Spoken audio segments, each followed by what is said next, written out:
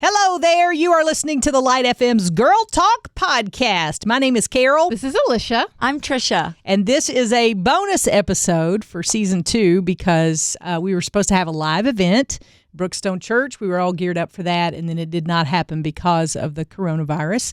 And our world has changed, and so we figured, you know what? We need to hop back on here and have a conversation about what is going on in your world, what is going on in our world, and we need to just work this thing through. I think one of the most dangerous things about isolation is you get in your own head, or at least for me it is anyway, and I start thinking. And for me, you know, when you roll a snowball downhill, it gets bigger. Bigger and bigger. And that's what happens with my thoughts, is it starts with something that may or may not be true, and then it rolls downhill and gets out of control real quick. So let's just go ahead and throw it out there. Everyone, if they're honest, is probably feeling a little bit of fear, to a lot of fear. We live in uncertain times, and this is probably for our generation, the most uncertain time that we've ever known in our history. Now, generations before us have known, the Great Depression and polio and all of that. So I don't argue with that. But this is for our generation, really a serious and for issue. our kids who've never been through anything. My kids didn't go through 9/11. Right. A lot of the typical things that adults today, people in the workforce, have been through in their lives. Our kids have never. This is their first real crisis. Yeah. You know, and I find that it's hard to walk that fine line of saying, okay, this is serious, and not scaring them. Is that tough for y'all? It's been hard. That's been very hard for us. Yeah. We are watching the news, and the news escalates the issues, with the dramatic music. And it is very serious and very dramatic. Yeah. Breaking news every time. Every minute. And the president's coming on TV more often. Right. And they have concerns, and they're looking at us. And so one of the things I'm finding is trying to control my own stress and anxiety over the issues. Mm-hmm.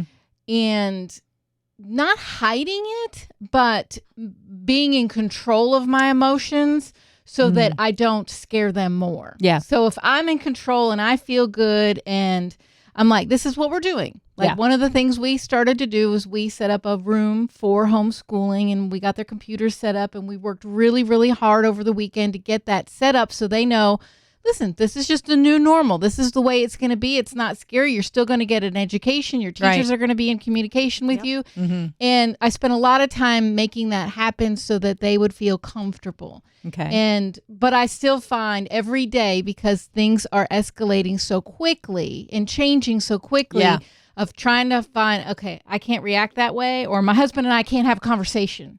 We can't talk about this right now because the kids are here and they're going to hear us, and maybe we should talk about that later on, and then come up with a plan or whatever, because they're listening to everything. Yeah. My son's hollering out from what did you say? Yeah. Oh, wow. Yeah. I was like, we're just having a conversation. Right.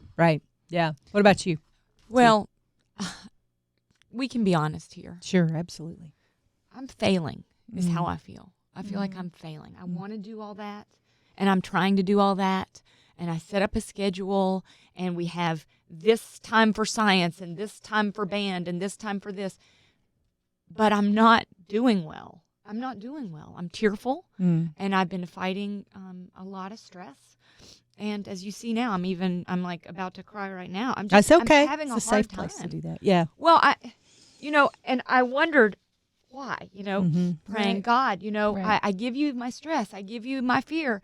I'm asking for your peace, and I will get that. God will answer my prayers, but then the fears come back up again. And I read a really interesting article, and in case somebody else is going through the level that I'm going through, this article said, when you go through experiences like this, it's not just the coronavirus. It brings up all these other traumas. Yes. It just stirs it all up again. And so all of a sudden, I'm remembering the fears from 9/11, and I'm remembering my mom's passing, and I'm remembering just all these different things. And I think that's why I'm struggling harder than But I want to be those people on Facebook who are planting vegetable gardens. Good for you. Way to go, Karen. Putting on clean socks, you know. So I have to tell you this, because I think one of the dangerous things that we can do during this time is compare ourselves to other people. So I don't want you to do that, because people may look good on the outside, and they may be crumbling on the inside. Right. And so, you were talking about talking with your husband about things, and I got automatically teary because the other night, and this is speaking exactly to what you were talking about, I was getting ready for bed and everything was settled down, and I just had this overwhelming sense of grief. And I missed my daddy. Mm-hmm. Oh, yes. And it was because when I was a kid, I can remember there being thunderstorms. I was so afraid of thunderstorms when I was a kid. And I can remember I would run into my mom and daddy's room, and my dad was a big guy, big old teddy bear kind of guy, and I would scooch myself right up against him and hang on with everything in me to the edge of that mattress, because I knew if I could get close to my daddy, everything was going to be okay. Yeah. And I had that sense, and I was like, doggone it, I want somebody to take care of me right now. Yes. It's like I come to work every day and I do my best to hand out hope, but that feeling of not having somewhere to go if things get bad, because I don't have that place anymore. So I completely connect to what you're talking about. But also in that moment, God said to me, you need to keep doing that same thing. Keep running to your Father, because He's going to be, and for that moment, I was so comforted. But to say that that's the only time I felt that would be a lie, because I too have struggled with that. Because even if my daddy couldn't have done anything, if he was not in heaven right now, he could not do anything about the coronavirus. But I could call him and he could say, it's going to be all right. Yeah. And just hearing that made me feel better, And we have the God of the universe who has given us scripture, and it's His everything's going to be all right, and it's such a weird tension, because we're between the right now and the not yet coming true of eternity, and we live in that tension every day. But it's so much more now because of the situation that we find ourselves in, and that is the opportunity to take that deep breath and to feel that fear rush in, and to feel all those things. So I don't want you to feel guilty for feeling that way or being tearful, because and that's what's probably the hardest for me about being quarantined, and because I get stuck in my own head anyway. Yeah. But especially now and that's why before we started, I said talk, because you had this look on your face and I wanted you to talk through it. But I have to realize that's not everybody's way of working through it. But for me, writing is a big thing. Yeah. But to really just process through that with somebody who understands. And I wish I had called you in that moment, because I have a friend who loves our family dearly, and she's one of the best friends I've ever had. But her parents live across town, and she can just go to their house, And when you completely lose that ability, that home base, that safe place, it is. I can't even describe the feeling that you have, because in all my life, I've always said, like, if anything goes wrong, I can always go home. Right. If I lose my job, if I go through some failure of some sort, and it, leaves me, I can always go home. And when you don't have that, it's the most lost feeling in the world. I thought you were going to be the teary one today, not me. Well, anyway, this wouldn't be good if me. No, we cannot share it. No sharing. We are 6 feet apart. Yes, we are 6 feet apart. But anyway, I think there's such we've got to get together virtually, even if we have to. It got so bad that I hit FaceTime on my phone to a mentor of mine. Oh, that's smart. And it was just seeing her face and us talking and laughing about everyday things. And, I've messed something up in here, I know, just talking about everyday things and discussing things. And I told her that feeling, and it made me feel better. Being able to share getting it out of your heart, out of your head, and out of the heart. Yeah. It makes you feel better. So I don't know where I heard this. I can't remember who said it, but someone said you need to crawl up into the lap of Jesus.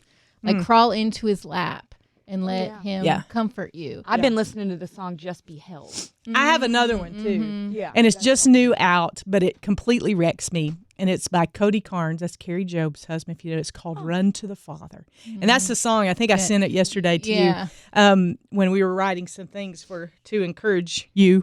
And And that song has been going over and over in my mind because that's been a theme that I felt like God was whispering to my heart in particular. So anyway, music's a great comfort too. I just don't want you to feel like you're the only one and everybody's doing great except for you. Sometimes I do feel that. I know. mean, honestly, And and I it's love not that way. enjoying the time apart and everybody's all good, and I'm like, oh my goodness. Yeah. And I don't want to cry in front of my kids. Right. But It's you know, hard not to. It's hard. I realized that I'm doing so much better at work than I do at home. Yeah. Because I'm filling my head with the truth. Yeah. With great songs and messages, and I'm encouraging you, and I'm listening to what I'm saying, and I believe it. Yeah. I believe it, and I feel good and positive.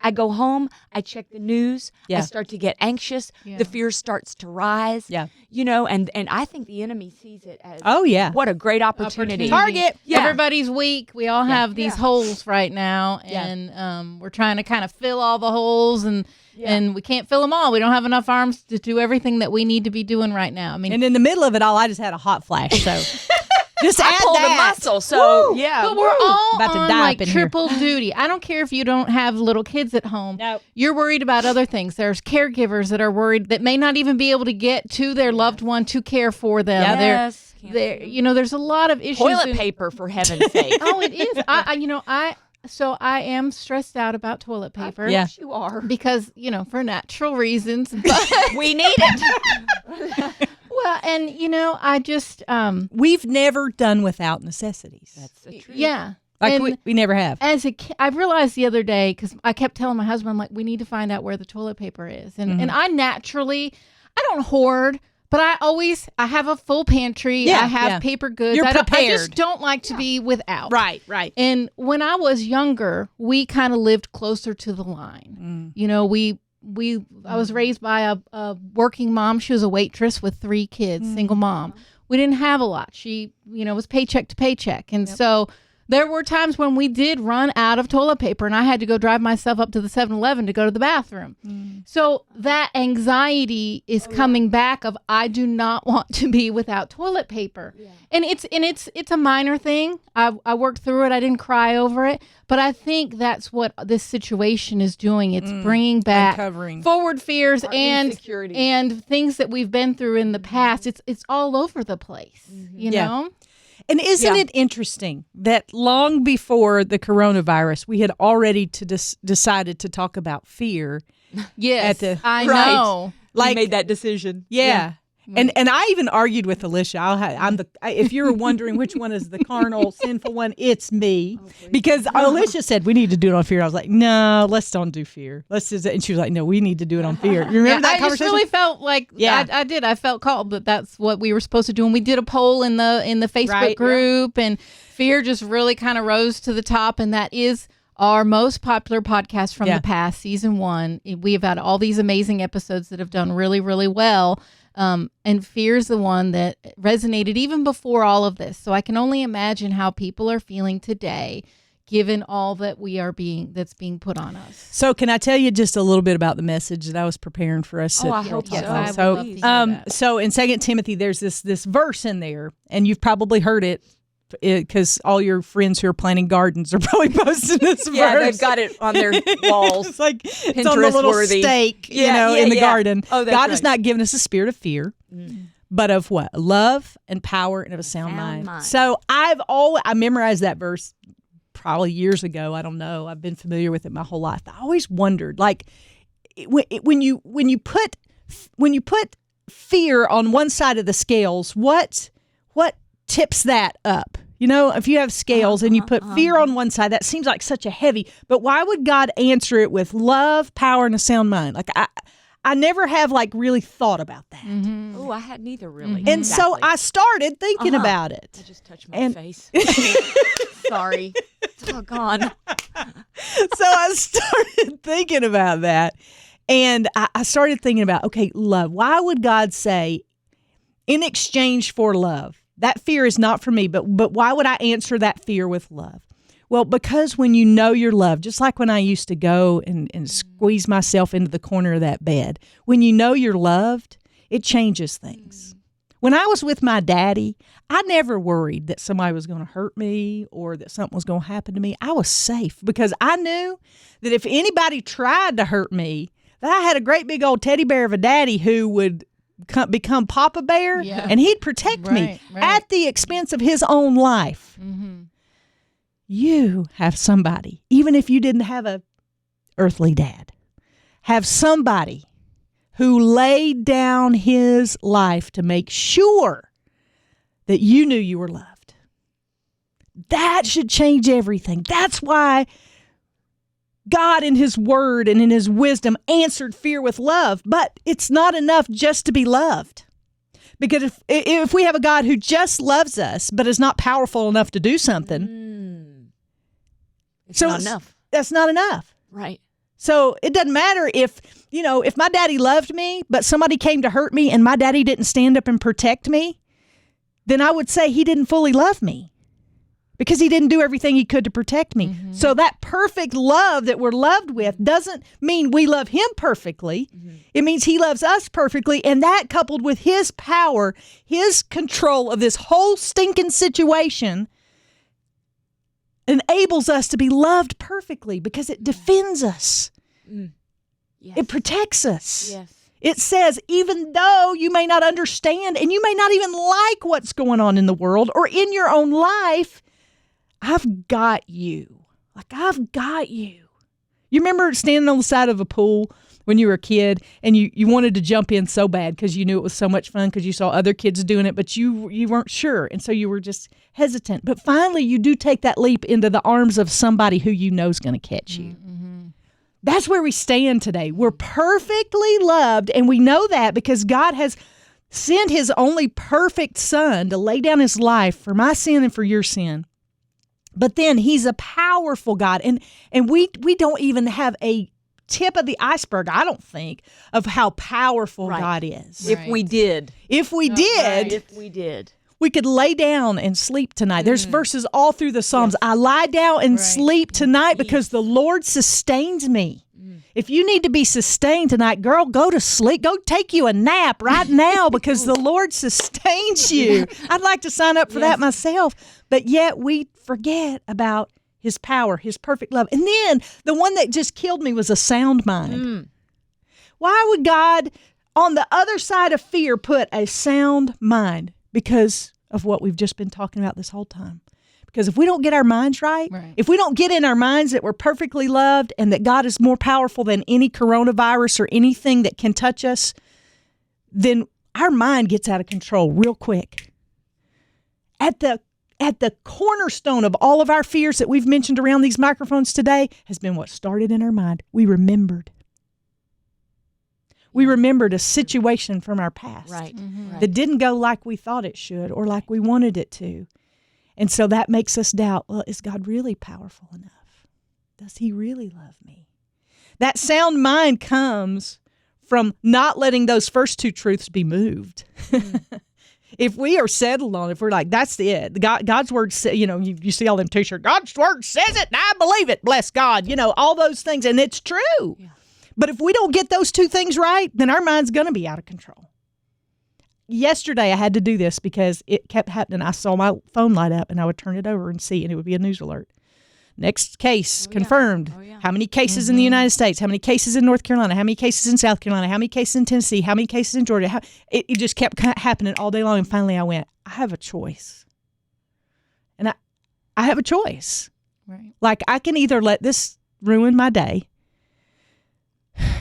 or I can choose to do something different. Amen. Mm-hmm. And so I think on the edge of this unprecedented time in our country, believers are standing on that edge, and we got to make a choice. I am not at all saying stick your head in the sand and act like this is not happening. We can't do that. No, not at all. That crumbles. Exactly. And you want to be informed, but I know, and we were talking about this morning, scroll through Facebook for just a few minutes, and then shut it off and take inventory of how you feel. Tricia's taught me this more than anybody. Mm-hmm. Take inventory of how you feel. Do you feel better or worse?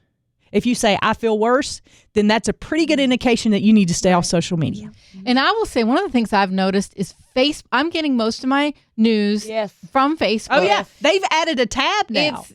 And it is coming faster and from so many sources, friends sharing different things. Right. Which can be good. But if you're checking Facebook all day long so that you have something fun or encouraging or engaging to do, it could be causing the negative effect because it is so filled with all of the news. And some of it is not accurate. Yeah. Right. Some of it is absolutely false. Yeah. And that happened to me. I was looking at something and I saw a symptom, and my son had a sore throat, and somebody posted something about how sore throat is indicative of the coronavirus. Do you know, I could not sleep. I'm I sure. was so Yeah, of course not. worried about that. But, I looked into it a little bit more, and that wasn't true. Yeah. Someone well-meaning, I'm sure, put it on Facebook. But can I teach you a song? Please. Please. Sure. It's music time with Tricia. Music time. This is a song I learned when I was in New York City, around 9/11 time, and I was going to Times Square Church, and they sing this. God has not given us a spirit of fear. God has not given us a spirit of fear. He's given unto us a spirit of power, a spirit of love, and a sound mind. Sing it with me. God has not given us a spirit of fear. Go ahead. Not singing. God has not given us a spirit of fear. He's given unto us a spirit of power, a spirit of love, and a sound mind. I wonder if we could find that somewhere recorded online and post it in the show that would be notes. good. Yeah. I sing it to myself. I also wonder if we don't need to dig back up. We did a fear playlist at one time, and we had the songs on it. Did we not do that? I don't think it actually got on, but We could do yeah, that. I think that's a good idea. There are some songs that I think I got on last night and cried. I don't know if y'all heard this, but Yes. I cried big old crocodile tears. I don't know if you remember. Do you remember the old Stephen Chris Chapman song, His Strength is Perfect? Yeah. When our strength is gone, he'll carry us when we can't carry on. Raised in his power, the weak become strong. His strength is perfect when our strength is gone.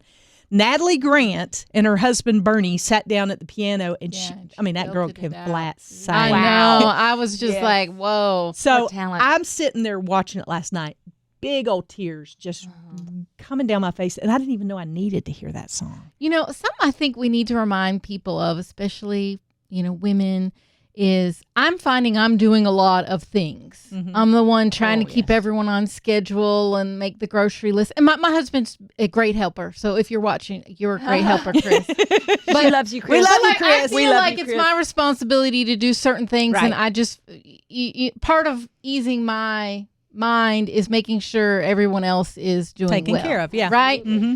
But are we taking time for ourselves? Yesterday, I got up and I'm like, what? I really think I need to take like 20, 30 minutes this afternoon and just sit in my bedroom and do whatever, but I didn't do it. I found out I didn't end up doing it. You thought, I'll just put laundry in. Yeah. I did a bunch of other things, and then there's a lot going on at work that we have to stay on top of, and then schooling you're trying to manage throughout the day, and then it's dinner time, and then last night I was, on social media is my comfort. So I didn't end up doing it, but I think we need to protect time for ourselves to read scripture, to read devotions, and I also think on Sundays we need to attend church. And I know not everybody can attend church. Most everybody cannot attend church, but there's so many online churches, and if your church can't go online, there's other churches in your area that are going to go online for several weeks probably, and some of them are putting together some really great programs. And daily devotions too. Yeah. Yes. And so I think I want to encourage everybody, even if your church doesn't do it, like our church isn't doing a daily devotion, but I did see your church is doing one. Yeah, built one. So I was like, I probably need to watch that, and we need to carve out that time and do that, and then spend time on Sundays with family doing it as well, because I just feel like that's going to connect us. Yeah. We are living in unprecedented times, no doubt. But we love you and we care about you and we want to hear from you, especially during this time, because as we're all kind of practicing the social distancing, that doesn't mean we still can't be a community and a family. And so what we would like to offer to you is a couple of different things. If you are not a part of the Girlfriends of the Girl Talk podcast page on Facebook, we would love to be a place where you can come and get encouraged and ask questions and be honest and cry if you need to. And I mean, we really want that to be a place. You're always welcome to email us. I cannot even tell you the happy dances we do when we get emails. We pass them along to all three of us. Yes, we're like, did you see this? Ah! And so you can email us anytime, day or night, girltalk@thelightfm.org. We've got resources for you. Alicia's, my goodness gracious, if anybody's been working around the clock, it's been Alicia. She's been putting together resources and figuring out pages and verses, and she's still compiling that. It's a job that never ends.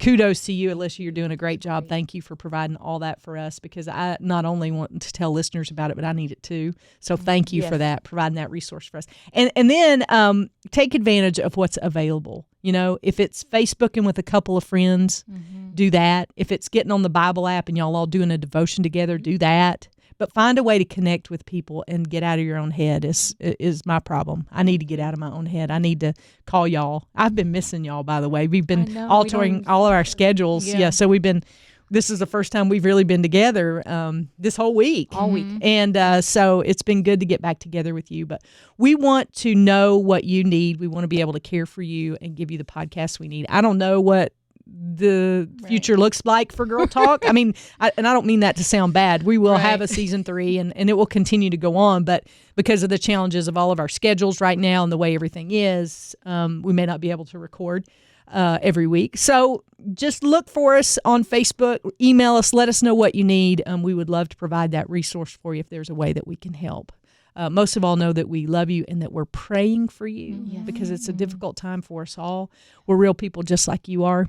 And we don't have it all figured out, but this is a community and a place where you can feel safe in coming and saying, I need help over here. So if you need help, ask for it. We love you so much, and we'll see you next time we gather around these microphones for the Girl Talk podcast.